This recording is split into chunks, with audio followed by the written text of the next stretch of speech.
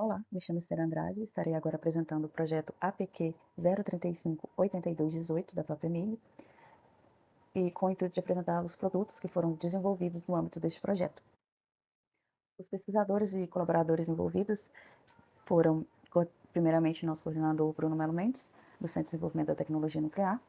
Essa pesquisa também, esse projeto, ele contou com diversos pesquisadores e alunos do Centro de Desenvolvimento de Tecnologia Nuclear, como outros, como o pesquisador Bernardo Maranhão Dantas, do Instituto de Radioproteção e Dosimetria do Rio de Janeiro, as alunas Esther Maria Rodrigues de Andrade e Iris Salles, do Centro de Desenvolvimento de Tecnologia Nuclear, o CDTN, também do CDTN, os pesquisadores Luiz Cláudio Meira Bello, Marco Aurélio de Souza Lacerda e Teógenes Augusto da Silva, e pesquisadores, professores da UFMG, Universidade Federal de Minas Gerais, Tarcísio Passos Ribeiro de Campos e Thelma Cristina Ferreira Fonseca. Então, qual o tema do nosso projeto? Nós trabalhamos com um laboratório de dosimetria interna, no qual o nosso laboratório do CDTN ele foi criado em 1990 e faz parte da rede de laboratórios de monitoração em vivo do Brasil, sendo o único em Minas Gerais. E como funciona esse sistema? Um indivíduo contaminado com um radionuclídeo, ele é posicionado dentro do contador de corpo inteiro, em decúbito dorsal e é monitorado por um tempo pré-determinado. Então, esse sistema irá nos fornecer uma taxa de contagem por segundo, que é referente às emissões do radionuclídeo que foi incorporado por este indivíduo. Porém, o que nós precisamos saber é a atividade incorporada por este indivíduo para que se possa fazer o cálculo da dose efetiva, a dose cometida efetiva por esse indivíduo. Então, para isso, nós obtemos um coeficiente de calibração que converte essa taxa de contagem em atividade incorporada, e nós obtemos esse coeficiente por meio da calibração do sistema com fantomas antropomórficos e antropométricos que contém uma atividade conhecida de radionuclídeo no seu interior.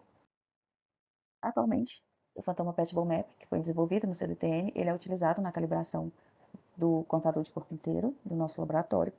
E apesar dele ser um fantoma efetivo e seguro, o Patchable Map ele apresenta alguns problemas, principalmente em relação à dificuldade de reprodução da sua geometria, considerando que são garrafas PET soltas, né, que são organizadas de forma a simular um corpo humano de um homem de referência de 1,70 m, 70 kg. E também ele tem uma semelhança anatômica simplificada. O Phantom Mobile Map, que é extensivamente utilizado para calibração ao redor do mundo no serviço de monitoração em vivo, ele apresenta um custo elevado que inviabiliza sua aquisição por diversos laboratórios. E, além disso, ele também apresenta uma representação bem simplificada da morfologia humana, além de ser bastante suscetível a vazamentos.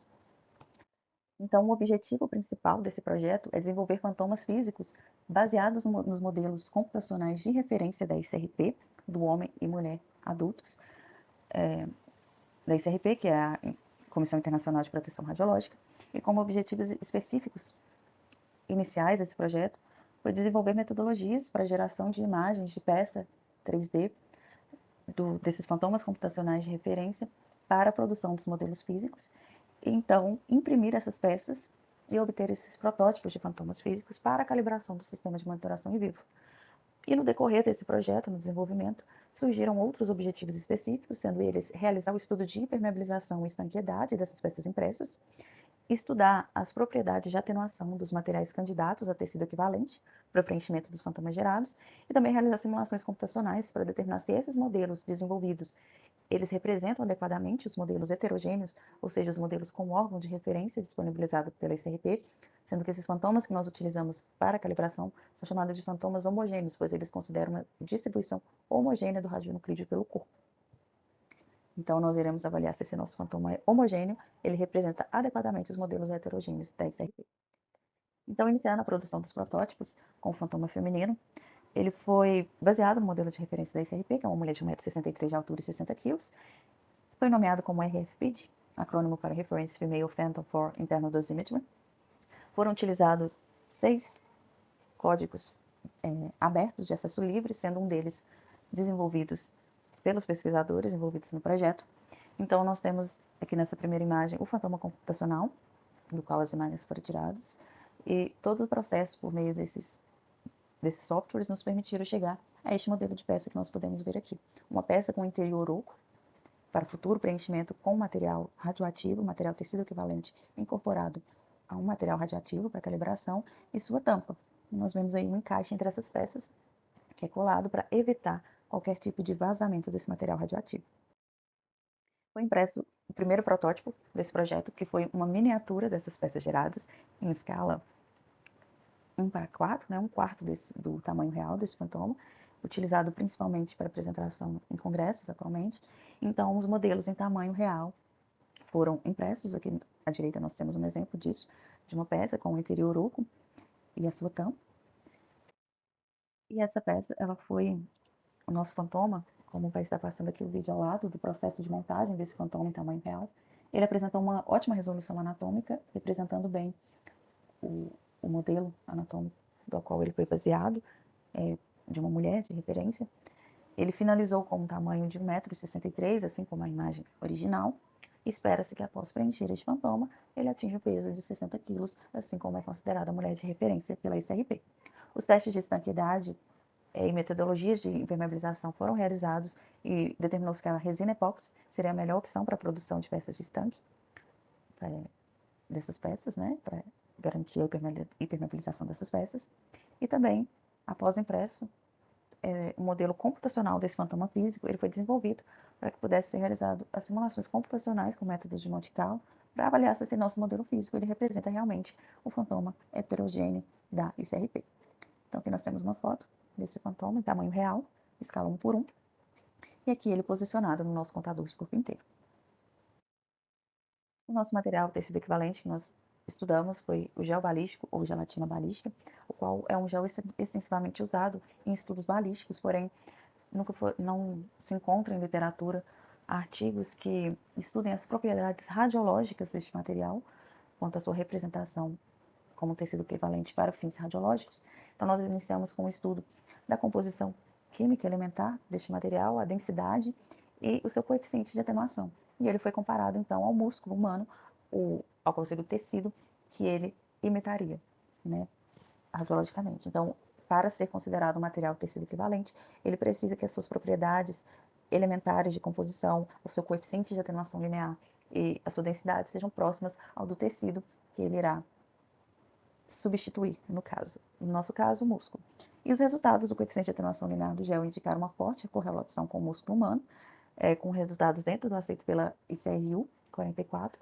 Essas diferenças se apresentaram abaixo de 10%, aqui nós temos um gráfico com os resultados das nossas amostras estudadas e comparadas. E então foi realizada uma simulação computacional do nosso modelo físico preenchido com gel balístico incorporado com fonte radioativa homogeneamente distribuído pelo fantoma e foram comparados com o fantoma de referência da ICRP, o RSTPAF, feminino, heterogêneo, com a fonte também distribuída homogeneamente nos tecidos moles desse fantoma. Foi avaliada energias entre 25 até 3.000 keV, para avaliar se o nosso fantoma representa bem o fantoma heterogêneo da ICRP. E como resultado, nós obtivemos também uma forte correlação na eficiência de contagem do nosso sistema, tanto para o nosso modelo físico desenvolvido, quanto para o modelo computacional de referência heterogêneo da ICRP, demonstrando assim uma forte correlação numa ampla faixa de energia, 25 a 3.000 keV, garantindo então a eficiência e a aplicabilidade do nosso fantoma e a nossa metodologia desenvolvida durante essa pesquisa. O fantoma masculino ele está atualmente em produção de um homem de referência de 1,73 m de altura e 70 kg, utilizando também softwares completamente gratuitos. E com este fantoma esperamos produzir peças com encaixes entre elas de forma a facilitar a sua montagem no momento da calibração do sistema montador de corpo inteiro. Essas imagens são trabalhadas principalmente em cima das imagens STL, que foram produzidas a partir do fantoma computacional. E aqui nós temos fotos desse protótipo impresso em escala a 1/4 do seu tamanho real também, para análise desses encaixes que apresentaram resultados iniciais muito promissores, né? E também, embora não planejado no escopo desse projeto, essa metodologia desenvolvida nos permitiu também produzir um fantoma de camundongo para estudos em controle de qualidade de imagem em PET scanner para pequenos animais do Laboratório de Imagens Moleculares, do CDTN. Os resultados iniciais obtivemos ótimos resultados iniciais com esse fantoma e futuramente nós pretendemos continuar a produzir novos fantomas, considerando também órgãos dentro deste fantoma de camundongo deste fantoma de camundongo. Então, as principais conclusões dos trabalhos: a nossa metodologia proposta, ela permite o desenvolvimento de simuladores físicos com o melhor custo-benefício, utilizando softwares completamente gratuitos e livres, com um detalhamento anatômico aprimorado quando comparado com os simuladores disponíveis comercialmente para os mesmos fins, e sendo até 75% menos oneroso quando comparados a eles. E a gelatina balística, que foi o material estudado, ela é adequada para o preenchimento do protótipo impresso, demonstrado tanto com os resultados experimentais quanto nos computacionais. E essas simulações computacionais com código de Monte Carlo indicaram que a nossa metodologia utilizada na construção dos protótipos, ela permite uma obtenção de modelos representativos para a calibração do sistema de monitoração em vivo em uma ampla faixa de energia, 25 até 3.000 kelvin. E nós esperamos que o acesso de serviços de monitoração em vivo a modelos físicos de baixo custo seja facilitado e que as incertezas que são associadas aos coeficientes de calibração na monitoração em vivo sejam reduzidas. E o nosso fantoma masculino ele ainda está em fase de produção e nós pretendemos estudar novas evoluções em relação ao modelo feminino, como encaixe entre as peças, como mostrado anteriormente, para facilitar a montagem desse fantoma, investigar diferentes encaixes para as tampas das peças e também diminuir o risco de vazamentos. E também desenvolver novas técnicas para produzir peças com um melhor acabamento. Além disso, no futuro, esperamos considerar modelos, protótipos que consideram a heterogeneidade de biodistribuição dos radionucleidos em diferentes órgãos e assim reduzir ainda mais os erros relacionados à calibração do sistema de monitoração em vivo. Durante esse projeto foram apresentados em congressos 4 trabalhos, o proposto inicialmente foram 2. Desses 4 apresentados, 3 foram em congressos internacionais e 1 em congresso nacional, sendo que este foi premiado em segundo lugar como destaque acadêmico no CONRAD, Congresso Multidisciplinar de Radiologia, que aconteceu em Brasília. O estudo do fantoma e dos materiais da simulação computacional foi apresentado no congresso que ocorreu na Colômbia, e o estudo do nosso protótipo de camundongo foi apresentado no congresso em Viena, da Agência Internacional de Energia Atômica. Publicações em revistas especializadas foram propostas 2 no projeto e foram realizadas 2 publicações dentro deste projeto em 2 revistas internacionais. Dissertação de mestrado. Foi proposta uma dissertação no projeto e foi realizada uma dissertação da aluna Esther Maria Rodrigues de Andrade, no caso eu. Essa dissertação foi defendida em janeiro de 2024, intitulada Desenvolvimento de um fantoma antropomórfico antropométrico feminino de corpo inteiro em impressão 3D para a calibração do sistema contador de corpo inteiro.